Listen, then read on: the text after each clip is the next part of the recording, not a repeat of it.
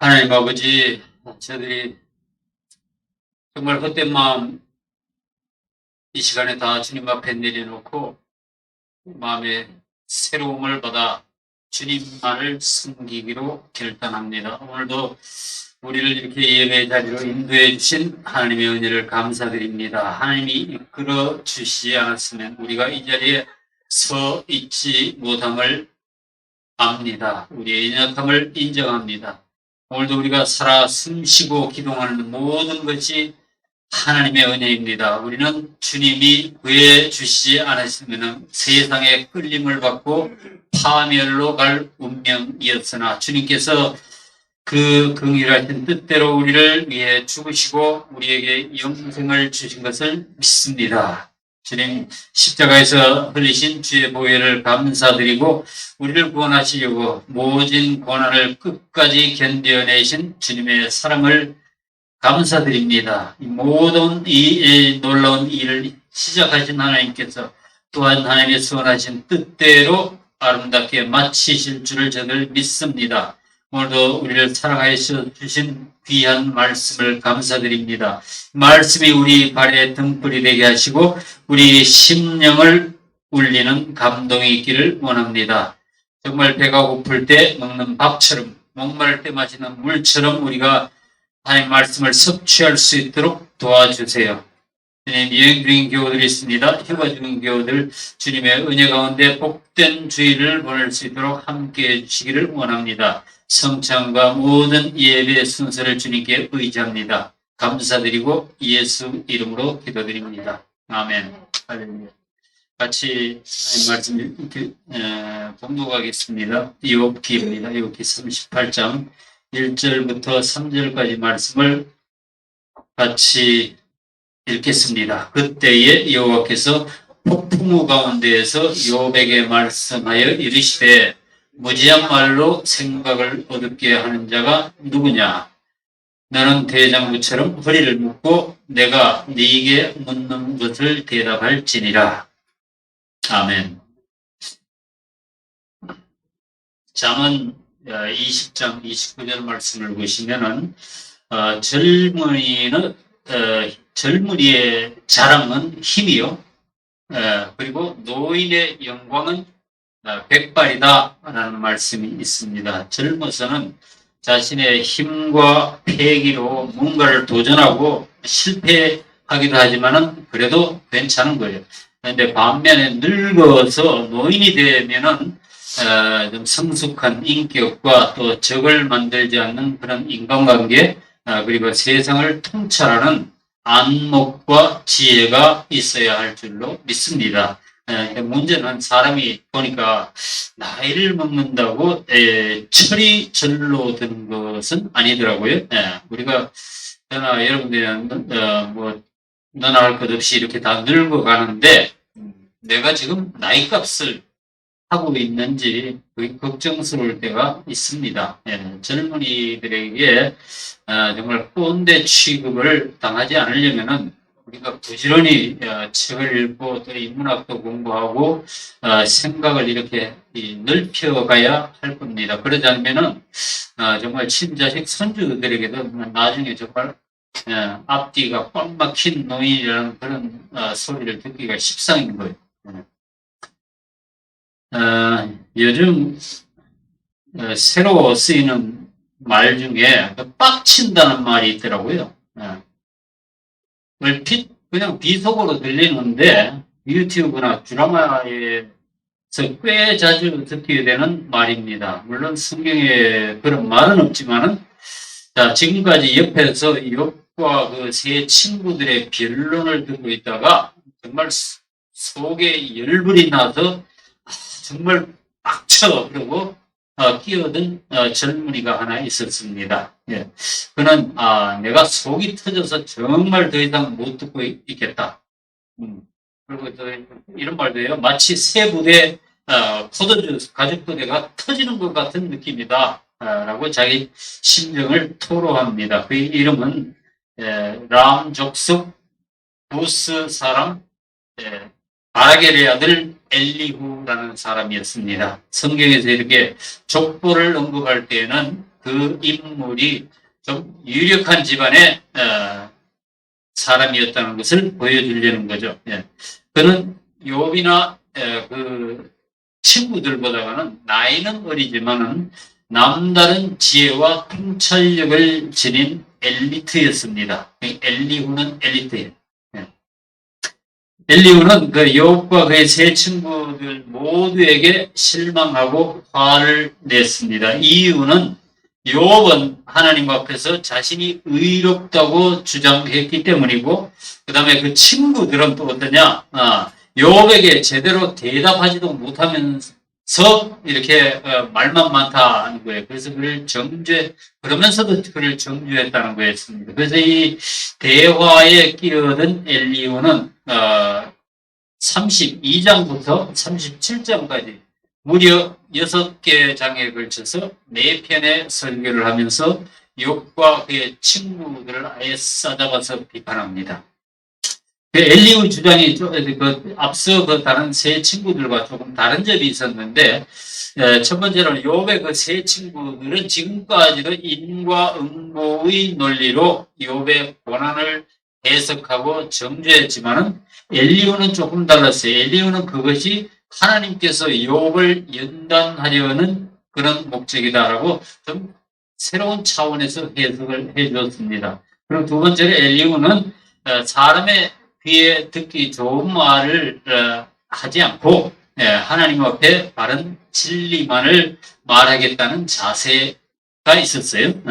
그리고 세 번째로 그는 자신의 의로움을 주장하는 욥의 말이 자칫 하나님을 모독할 수 있다고 말했습니다. 그래서인지 몰라도 욥기에서 변론을 나눈 그 5사람 중에서 유일하게 하나님으로부터 책망을 듣지 않은 이가 바로 이 엘리후였습니다. 자, 엘리후의 말이 끝나고 바로 이제 지금껏 침묵하시던 하나님께서 폭풍 가운데에서 나타나서 말씀하십니다. 자, 1절 아까 읽은 말씀에 그때 여호와께서 폭풍 가운데서 욥에게 말씀하여 이르시되, 여기서 이 폭풍우는 영어로 템페스트 그랬죠? 네. 월빈드라고 되어 있는 번역도 있습니다. 그래서 이 폭풍이라고 굳이 이게 비가 들어갈 필요는 없어요. 폭풍이라고 번역하는 것이 맞습니다. 구약 성경에서 하나님께서 스스로를 나타내실 때에 주로 천둥, 번개 또는 광풍을 동반하실 때가 많았습니다. 하나님의 그 엄밀하심 그리고 초월적인 모습을 보여주시려는 것인 것 같아요. 그러나 하나님께서 직접 그 모습을 드러내지는 않으셨던 것 같아요.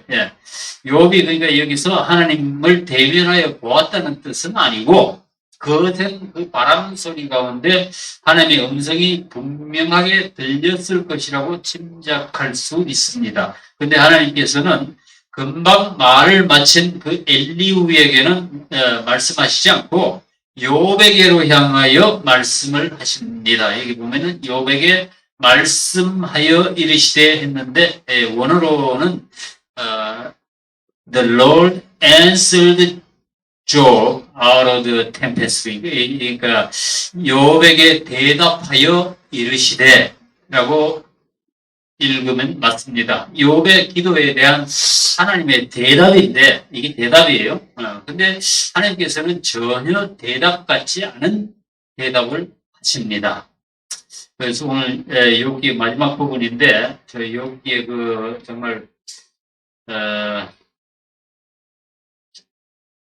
어떤 좀 깊이 있는 부분을 좀 터치했으면 하는 마음이 있습니다. 하나님께서 욥에게 무슨 말씀을 하셨는가 하면은 2절이에요. 무지한 말로 생각을 어둡게 하는 자가 누구냐? 히브리어 성경에는 누구냐라고 시작합니다. 이 문장을 그대로 순서대로 다시 쓰면은 신기하게도 그 히브리어 문장하고 우리말 문장하고 완전히 반대예요. 누구냐? 너는 어둡게 말하는, 그러니까 말로 지식이 아니, 없이 지식이 이렇게 돼 있어요. 예, 그러니까 완전히 반대로 돼 있는 거죠.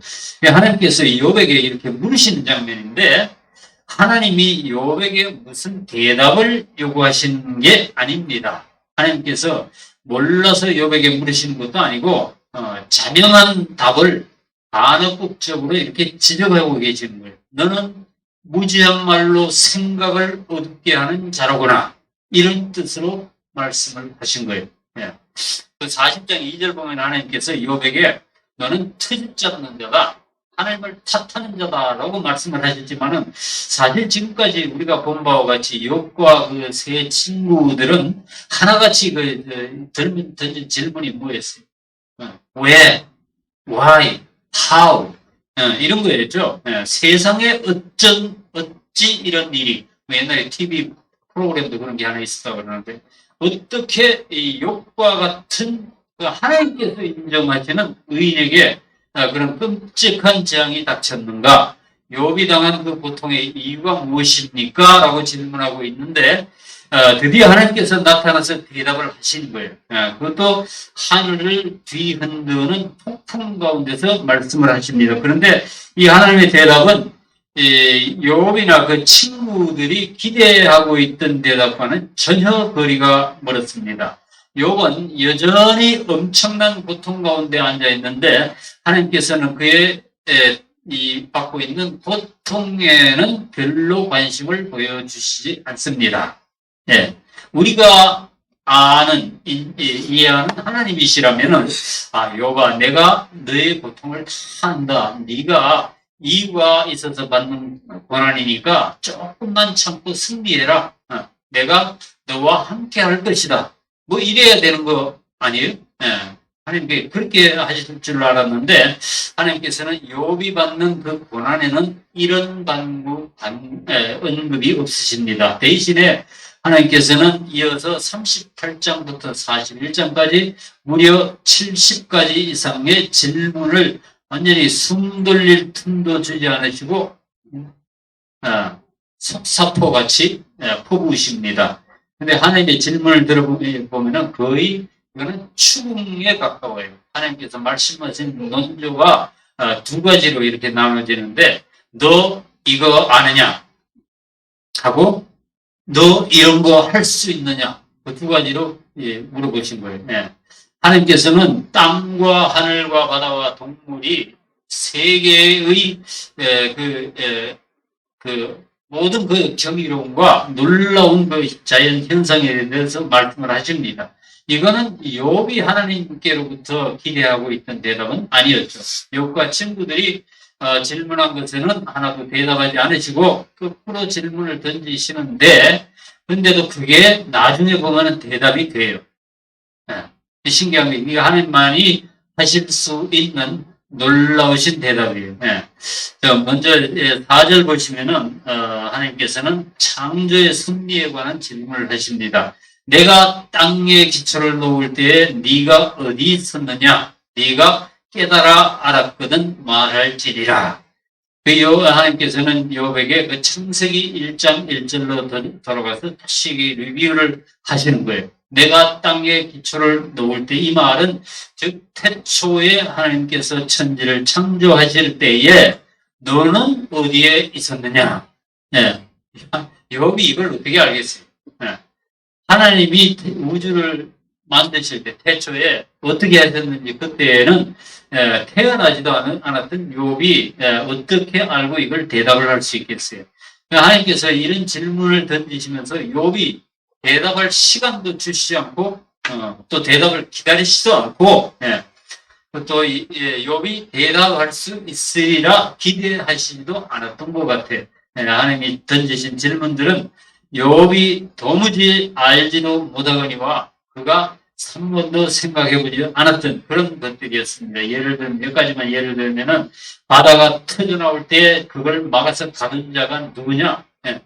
아침에게 명령하고 새벽에게 자리를 정해준 자가 누구냐? 너는 바닷물 깊은 곳을 다녀봤느냐? 너는 사망의 문을 보았느냐? 뭐 이런 거예요. 우레와 번개를 누가 길을 내어줘서 나가게 했느냐? 비, 이슬, 얼음, 서리 이런 걸 누가 만드느냐? 예, 하늘의 별자리를 그 묶어놓은 네가 누구냐? 그거 너 풀 수 있느냐? 뭐 이런 질문도 하시고요. 예. 또 이런 것도 있어요. 너는 산염소 새끼 치는 때를 아느냐? 예. 암사슴이 새끼 낳는 거 너 본 적 있냐? 예. 뭐 이런 것들을 질문하는데 요즘 우리 같으면은 이것보다는 훨씬 잘 대답할 수 있었을 것 같아요. 하나님 잠깐만요. 내가 구글 한번 해보고 대답해 드릴게요. 이렇게 할 수 있었던 거 아니에요. 지금 하나님이 우리한테 질문하신다면은 아마 욥기에 나오는 그 질문보다는 훨씬 어려운 거 아마 물으실 거예요. 야, 너 생명의 근원을 설명해봐. 뭐 이렇게. 너는 피 한 방울이라도 만들 수 있냐? 이런 거 물어보실 것 같아요. 근데 하나님의 은혜로 사실 인간이 요즘은 우주선을 날리고 달에도 가고 화성에도 가고 하지만은 아직도 이 생명의 기원에 대해서는 전혀 대답을 못하고 있습니다. 모든 생명의 근원이 된다는 피 한 방울을 못 만들어요. 그리고 바닷물 한 방울도 못 만들어요.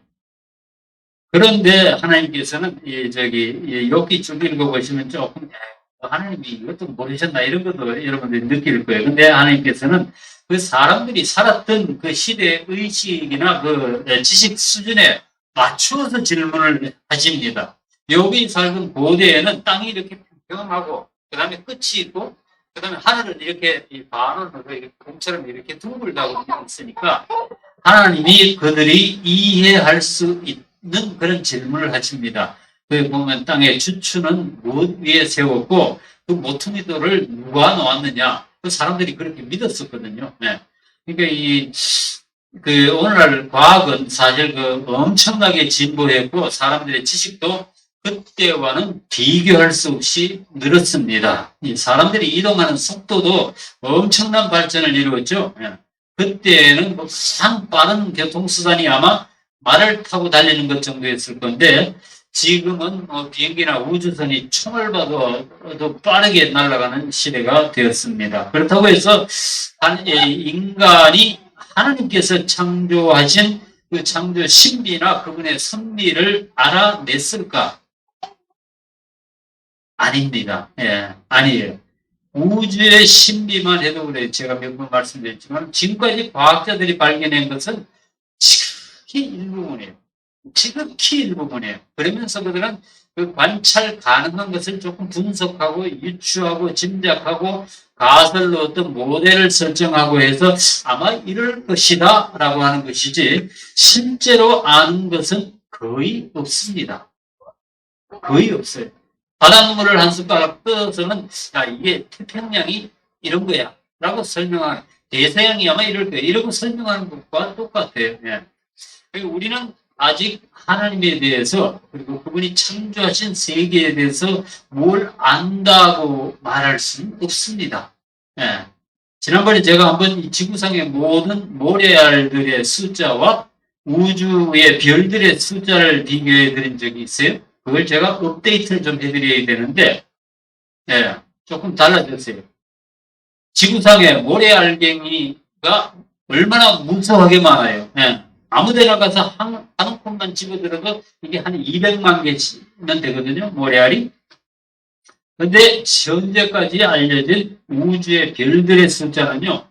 지구상의 거대한 사막들과 바닷가에 또 강가의 모든 모래알갱이들 모조리 합친 숫자보다도 한 10배는 더 많다고 그럽니다.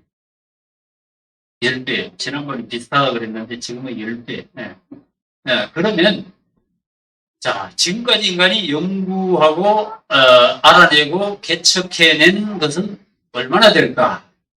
지구상의 모래알 한 개에서 모래알 이만큼 되면 이건 200만 개가 됩니다. 모래알 한 개에서 바로 옆에 있는 다른 모래알까지 더 가보지 못했다라는 게 인간의 과학의 진보예요. 태양계에서 가장 가까운 별이 프락시마 센타우리라는 별이 있는데 지구에서 거기까지 가려면요 빛의 속도로 4년만 날아가면 됩니다. 상당히 가까워 보이죠, 그죠? 얼마 안 되는 것처럼 들리시겠지만은 만약 비행기로 거기를 가려면은 얼마나 걸릴까요? 제트기로? 참고로 지구에서 태양까지 비행기로 날아가려면 하면은요, 한 20년이면 도착합니다. 네. 근데 그 프록시마 센타우리까지 가장 빠른 비행기를 타고 여행을 한다면은 한 400만 년 정도 걸립니다. 400만. 네. 자동차로는 4,550만 년이에요. 예. 이게 태양계에서 가장 가까운 별까지의 거리예요. 예. 이 지구는 별이 아니에요. 태양만 별이에요. 그런 별, 가까운 별까지 가는데 그렇게 시간이 걸린다는 거예요. 지금까지 알고 있는 별의 숫자만 해도 지구상의 모든 모래알갱이 그 합한 숫자보다 최소한 10배는 많은데, 자, 이런 광활한 우주를 만드신 하나님은 도대체 어떤 분이지? 예. 이게 여러분들 상상이 되세요? 나는 좀 더 큰 말이 없을까? 광활하다, 광대하다, 영어로는 enormous하다, vast하다. 근데 혹시 더 크게 표현할 말이 없는지 연구를 해봤어요. 자, 하나님은 그러니까 인간의 능력, 인간의 지식, 지혜가 절대로 미치지 못할 상상도 안 되는 그런 광활한 우주 공간에다가 그분의 위엄을 전시해 놓으신 거예요. 예, 이런 하나님을 이 인간의 머리로, 이 두뇌로 파악할 수 있을까? 예. 그 하나님께서 욥에게 18절에 이런 질문을 하십니다. 땅의 너비를 네가 측량할 수 있느냐? 네가 그 모든 것을 알거든 말할지니라. 네 눈에 보이는 땅덩어리라도 너는 측량이 가능하냐? 한번 알면 대답을 한번 해봐라. 당연히 욥이 대답할 수 없다는 것을 알면서 물어보시는 거죠. 예. 그 욥과 그의 친구들은 지금까지 자기 나름 그 합당한 말로 진리라고 생각하고 믿고 서로 주고받고 변론을 했습니다. 그런데 하나님께서는 그런 너희들이 모두가 무지한 말로 생각을 어둡게 한다라고 말씀을 하십니다. 자, 이 무지한 말로 생각을 어둡게 하는 자가 누구냐 그러시는데, 지금 하나님께서 이렇게 물으신 것은 욥과 그의 친구들에게 바로 너희들이 그런 자들이다라고 말씀하시려는 거예요. 자, 무지한 말이라는 것은 자신이 알지도 못하는 말이라는 뜻입니다. 하나님께서 보실 때에 욥과 그의 친구들은 자신이 알지도 못하는 것을 아는 것처럼 마치 깨달은 것처럼 말하는 사람이었다는 거예요. 여기서 생각이란 것은 하나님에 대한 생각을 말하는 것이고, 어둡다라는 말은 이 히브리어로 더럽히다는 뜻과 동일합니다.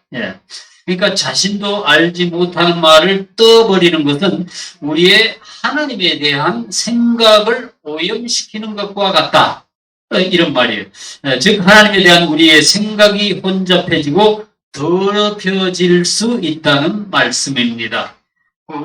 함석헌 선생님이 한번 이런 말씀을 했어요. 성경에서 바울 서신이 없었으면 복음이 좀 더 명쾌했을 것이다. 내 생각에 그분이 성경을 그렇게는 꿰뚫어 이해하지는 못하신 것 같아요. 근데 그분 글이 그렇거든요. 이북에서 오셨기 때문에 말이 좀 단순하고 명료해요. 근더덕이가 별로 없고 복잡하지가 않아. 이북 사람이라서 그런지. 근데 오늘날 저와 여러분들은 욥보다 좀 지혜로울까요? 우리는 욥기를 읽었으니까 그래도 조금 낫겠죠? 안 그럴까요? 그 결론이 어떻게 끝나는지 우리가 다 아니까 우리는 욥 같은 실수는 저지르지 않을 거야. 정말 그럴까요? 욥기를 읽으면서 욥의 친구들에게서 여러분들 자신의 모습을 보지 못한다면 사실 우리는 여기서 얻을 것이 없습니다. 불행하게도 인간은 다 성분이 비슷한 것 같아요. 그 인과 율에 사로잡혀가지고 그것만이 진리이고 그것만이 하나님의 섭리라고 믿었던 욥의 그 친구들의 모습이 사실은 바로 우리 자신의 모습이고 오늘날 우리 교회 안에도 그대로 살아있어요. 우리야말로 정말 이 하나님 말씀대로 무지한 말로 생각을 어둡게 하는 자들이 아닌가. 한번 돌아봤으면 좋겠어요. 누가 이런 말을 했어요? 생각이 바뀌면 행동이 바뀌고 행동이 바뀌면 습관이 바뀌고 습관을 바꾸면 인격이 바뀌고 인격이 바뀌면 운명이 바뀐다. 어떤 교수가 이런 말을 했는데 하나님께 대한 생각을 바로잡는 여러분들 되시기 바랍니다. 자, 그동안 제가 이 말씀을 읽으면서 묵상하면서 제가 뭔가 하나님에 대해서 안다고 설교하고 떠들었던 제 모습이 참 좀 부끄러웠습니다. 조금 많은 지식을 가지고 다 뭐 파악한 것처럼 폼 잡고 설교하고 그렇게 하면 좀 한마디라도 가르치려 들었던 내 모습이 정말 유치하게 느껴졌습니다. 하나님 앞에서 보니까 나는 정말 아는 것, 또 내가 경험한 것만 말하고 다녔을까요? 얼마 전에 제가 어떤 목사님을 만나가지고 좀 마음을 터놓고 대화를 나눴는데 제가 이런 말을 했어요. 나는 이거 목사라는 게 할 말이 없어도 설교를 해야 할 사람이라서 그동안 정말 나도 알지 못하는, 내가 깨닫지도 못하는, 내가 이해하지도 못하는 헛소리를 참 많이 한 것 같다. 게다가 내가 편집쟁이 출신이니까 여기저기서 주워 들은 것들, 뭐 유튜브에서 들은 것들, 또 인터넷에서 검색한 것들을 마치 내가 깨달아 아는 것인 양 주절거린 게 너무 많아서 참 부끄럽다. 이렇게 제가 고백을 했어요. 제가 그 편집쟁이니까 표절 시비에 걸리지 않도록 기차게 또 편집해내는 기술이 좀 있잖아. 그랬더니 그분이 날 좀 위로해주고 싶었는가 봐요. 이런 말을 하더라고요. 그거요. 이동원 목사님도 그러시더라고요. 자기가 여기저기 주워 모은 것을 편집해서 그냥 설교했노라고. 그러면서 저를 위로하더라고요. 근데 사실은 진리는 체험되어야 정말 내 것이 됩니다. 예. 위로 주어드는 것들은 내가 정말 필요할 때에는 별로 도움이 되지 않아요. 물론 이 믿음은 들음에서 난다고 성경에서 말씀하기는 했지만은 그런 지식들은 욥처럼 이해 못할 고난을 당할 때에는 전혀 힘이 되지 않습니다. 근데 문제는 우리가 체험한 것들의 생각만큼 그렇게 많지 않다는 거예요. 만일 우리가 체험하지 않는 것은 앞으로 말하지 않겠다. 그렇게 결단한다면은 우리도 욥처럼 거의 할 말이 없을 거예요. 40장에 보면은 하나님께서 욥에게 뭐라 그래? 트집 잡는 자가 전능자와 다투겠느냐? 너 대답 한번 해봐라. 이렇게 하니까 욥이 뭐라고 대답하냐면요. 4절 5절 말씀 보셔도 나는 비쳐나오니 I'm vile. 나는 바일이라는 건 좀 타락했다는 뜻이에요.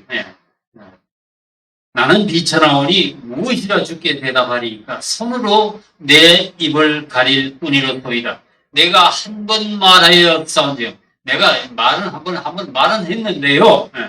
다시는 더 대답하지 아니하겠나이다. 이렇게 고백합니다. 자, 욥은 하나님의 질문에 이유구무원이 된 거예요. 감히 내가 알지도 못하는 것을 아는 것처럼 막 떠벌렸는데 내가 더 이상 무슨 할 말이 있겠습니까? 하나님 앞에. 그냥 손으로 입을 가릴 뿐입니다. 이렇게 대답하란 거예요. 요즘 유행하는 말로 아닥이란 말이 있더라고요. 난 아닥이 무슨 말인가 찾아봤더니 그냥 아가리를 다치는, 나는 그냥 아가리를 다치렵니다. 아닥하렵니다. 이런 뜻이. 우리도 그럴 겁니다. 사실 정말로 우리가 하나님을 안다면은 그분을 정말로 요만큼이라도 체험을 했다면은 하나님 앞에서 할 말이 없어질 겁니다. 우리에게 어떤 고난이 닥쳐와도 우리가 하나님의 자녀로서 말도 안 되는 억울한 일을 당해도 하나님 어떻게 저한테 이래 줄 수 있어요? 이런 삐딱한 애티튜드, 태도를 보일 수는 없을 거예요. 조금만 내 마음대로 안 되면 성질 부리고 옆에 있는 사람 괴롭히고 막 주위의 사람들 긴장하게 만들고 그러다가 실패를 하거나 창피한 일을 당하면 애꿎게 하나님을 원망하는 게 바로 우리의 모습이 아닌가. 하나님 어찌하여 나를 버리십니까? 이러고 되는 것이 우리 하나님을 믿는다는 우리 자신의 모습입니다. 그러면서 자신이 믿고 또 하나님의 택하심을 받았다고 그게 무슨 특권층이나 된 것처럼 내가 예수를 믿어주었으니까 하나님께서는 특별히 나만 사랑해 주셔야 돼 이러고 착각하는 분들도 참 많습니다. 생각보다 많아요. 그러면서 믿지 않는 자들이나 신앙생활 열심히 못하는 자들은 막 그냥 세컨 클래스 취급하죠. 신분이 낮은 사람들처럼 막 무시합니다. 지옥이나 갈 것들이 돈은 아주 잘 버는구나 그러면서. 자, 혹시 그들이 나보다 조금 더 잘 되면 배 아파하고 하나님이 불공평하다고 생각을 합니다. 하나님께서는 근데 우리가 하나님은 어때요? 공평하시고 차별하지 않으시고 그 해를 악인과 선인에게 두루 비추시고 그 비를 의로운 자와 불의한 자에게 똑같이 내려주시는 분이라는 사실 우리가 절대로 잊어서는 안 됩니다. 욥기 38장 41절 말씀에 까마귀 새끼가 하나님을 향하여 부르짖으며 먹을 것이 없어서 허우적거릴 때에 그것을 위하여 먹이를 마련하는 이가 누구냐? 대답은 뭐예요? 하나님이시죠. 마태복음 뭐랬어요? 들에 있는 백합화도 입히시고 젊은 사자의 식욕도 채워주시고 이렇게 배가 고파서 까까거리는 까마귀 새끼도 먹이시는 그 긍휼의 하나님이시라는 사실을 우리는 어느덧 잊어버리고 사는 겁니다. 당신께서 직접 만드신 만물을 보시면서 참 좋구나 라고 하신 그 하나님의 우주적인 사랑을 우리가 절대로 잊어서는 안 됩니다. 하나님은 이 인간뿐만이 아니라 모든 피조물을 사랑하십니다. 하나님께서는 하나님의 택하신 자녀들뿐만이 아니라 모든 인류를 향한 보편적인 사랑과 긍휼이 있으십니다. 하나님께서 세상 사람들, 불신자들을 선대하신다고 우리가 억울해할 일 한 개도 없습니다. 우리한테는 하나님의 그 자녀로서의 약속이 있지 않습니까? 하물며 너희들일까 보냐. 주님께서 우리를 위해서 십자가에 달려서 죽어주시기까지 하셨는데 우리는 왜 하나님께서 불신자들도 사랑하신다는 말에 불편해할까요? 교단이나 교파나 교리가 구원을 보장하지 않는다는 그 정도는 우리가 다 이해하잖아요. 근데 왜 우리는 여호와의 증인이나 몰몬 교도들은 지옥에 가야 된다고 생각을 할까요? 엊그제 제가 이 말씀 묵상하면서 이런 생각이 들었어요. 측량도 안 되는 그 넓고 넓은 우주 공간에서 나라는 존재는 먼지라고 해도 너무 크고 과장된 표현이에요. 저와 여러분들은 하나님의 창조 세계에서는 상대적으로 비교하면 눈에 띄지도 않는 티끌 같은 존재예요. 또 하나 경이로운 사실은 뭐냐? 시간도 공간도 무한하신 하나님의 창조 세계에서 내가 지금 존재하고 있다는 사실. 잘 생각해 보세요. 많이 살아야 겨우 100년을 살다 가는 것이 하나님께서 정해놓으신 인생인데 진짜 미세한 점 하나를 딱 찍는 거예요. 이게 인간의 인간의 삶이에요. 근데 그 길고 긴 역사의 선상에서 저와 여러분이 오늘 지금 이 시간에 살아 숨쉬고 존재하지 않는가 말이에요. 이 사실이 가만히 생각해 보니까 너무나도 놀랍고도 복된 것이라는 그것이 깨달아졌습니다. 네.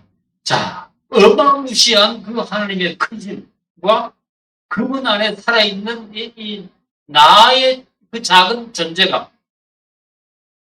점이에요, 점. 딱. 예. 이게 딱 비교가 되니까 제가 좀 자동적으로 좀 겸손해지는 것 같더라고요. 예. 그래서 이 땅에서 내게 허락된 이 작은 점 같은 내 인생이 내가 살아 숨쉬는 하루하루가 너무나도 귀하고 소중하다는 깨달음이 왔습니다. 그래서 내게 허락된 그 귀한 날들을 허비하지 말고 사랑하고 섬기고 또 하나님처럼 긍휼한 마음을 가지고 살아야지. 내가 죽기 전에 이 복음의 진리를 깨닫고 하나님을 체험하고 확신에 찬 평안한 죽음을 맞이하리라. 이런 생각이 들어왔어요. 우리는 하나님의 진리 안에 들기 위해서는 좀 더 겸손해져야 될 것 같아요. 이 얼굴 팔린다고, 쪽팔리기 싫어서, 자존심 때문에 말이에요. 기죽지 않으려고, 또는 남들보다 조금 낫게 보이려고 얼마나 많은 순간에 우리는 자신도 알지 못하는 것을 아는 척, 깨달은 척 떠버리고 가르치려고 들고 충고하려고 했던가 말이에요. 믿지도 않으면서 믿는 척하고 사랑하지도 않으면서 그런 척하려고 애를 썼던 것, 이 진리를 가진 그리스도인으로서 정말 부끄럽게 여기고 회개해야 할 일이라고 저는 믿습니다. 많은 사람들이 마치 하나님을 아는 것처럼 하나님의 사랑은 혼자 다 받는 척 하지만은 사실 그런 말 하는 본인과 하나님은 아시는 거예요. 이런 편협하고 속좁은 그리스도인들에게, 물론 저를 포함한 얘기입니다. 하나님께서 똑같이 이렇게 욥에게 했던 말씀으로 질문하신 거예요. 무지한 말로 생각을 어둡게 하는 자가 누구냐? 여러분, 하나님께서 욥에게 하신 이 질문은 오늘날 우리 모두에게 던지시는 질문입니다.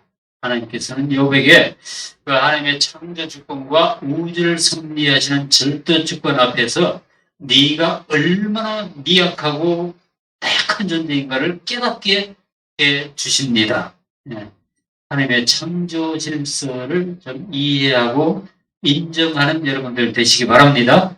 자, 우리가 상상도 못할 만큼 하나님은 크신 분이라는 사실을 잊지 마시기 바랍니다. 그 크다는 말을 혹시 무슨 좀 합당한 단어를 발견하면 저한테 좀 알려주세요. 저도 지금 궁리 중입니다.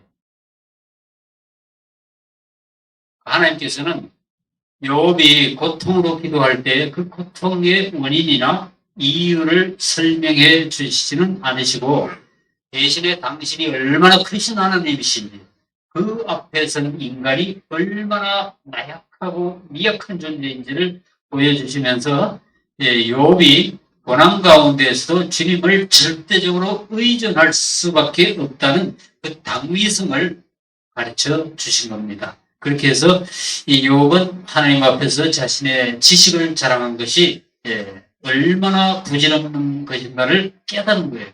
여전히 고통 가운데 있었지만 욥은 하나님의 말씀을 통해서 응답을 확신했습니다. 이러한 욥이 드디어 하나님 앞에서 자신의 무지와 교만의 그 말에 대해서 고백하고 회개하게 됩니다. 42절, 이게 어디 갔나? 42장 3절 말씀입니다. 무지한 말로 이치를 가리는 자가 누구니까? 나는 깨닫지도 못한 일을 말하였고 스스로 알 수도 없고 헤아리기도 어려운 일을 말하였나이다. 자, 욥은 처음부터 하나님으로부터 인정을 받은 의인이었고 또 하나님의 자랑이었습니다. 그럼에도 불구하고 이 하나님께서는 욥에게 고난을 허락하시고 단련을 받은 후에 그가 전심으로 하나님을 의지하는 자가 되었습니다. 예, 정말로 지난주에 나눈 말씀처럼 정금처럼 찍기를 다 제거하고 나온 거예요. 예. 그 욥의 의문은 여기서 다 해결됐습니다. 예. 하나님에 대한 원망과 분노도 다 사라졌어요. 여러분, 이 우주 만물을 지으시고 다스리시는 분이 우리 하나님이신데, 그 하나님께서 여전히 저와 여러분들을 사랑하시고 우리를 돌보십니다. 예, 어떤 어려움이나 고난이 닥치더라도 하나님만을 끝까지 신뢰하는 여러분들 다 되시기 바랍니다. 예. 아까 3절 말고 안 읽었는데, 두려워하지 말고 용기를 잃지 말고 진리를 가진 대장부답게 그렇게 사시는 여러분들 되시기 바랍니다. 기도하시겠습니다. 사랑하신 하나님 아버지, 크고 놀라우신 하나님 앞에 우리가 무릎을 꿇고 겸손히 하나님의 은혜를 사모하는 저희들 되기 원합니다. 독생자 예수 그리스도를 우리를 위해 보내시고 십자가에 달려 죽기까지 하신 하나님의 은혜를 정말 진심으로 감사하는 저희들 되기 원합니다. 주님, 우리는 그동안 정말 믿음이나 가식이나 우리 믿음에 정말 위선이 많았던 것 같습니다. 내 잣대로 하나님의 일을 판단하고 이웃을 정죄하면서 당신이 지으신 온 인류와 모든 피조물들을 사랑하시고 아끼시는 그 주님의 마음을 헤아리지 못했습니다. 지금 우리가 무지한 말로 생각을 어둡게 하는 자가 더 이상 되지 않게 도와주세요. 우리의 싸움은 혈과 육의 싸움이 아닌 악한 영들과 정사와의 싸움입니다. 승리할 수 있게 도와주세요. 다시 한번 하나님의 어비하심에 우리가 겸손하게 머리를 숙이고 순종하기를 결단합니다. 주 성령께 감사드리고 예수님의 이름으로 기도합니다. 아멘.